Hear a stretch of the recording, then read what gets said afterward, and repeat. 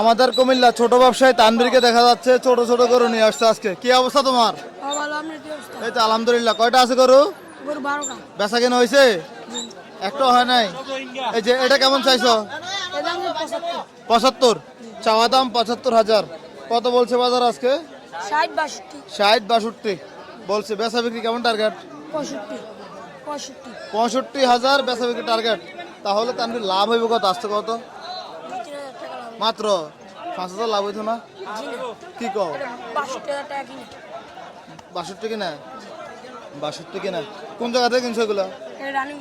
রানীগঞ্জ, উত্তরবঙ্গ থেকে। এটা কেমন চাইছো? 72 চাওয়া দাম।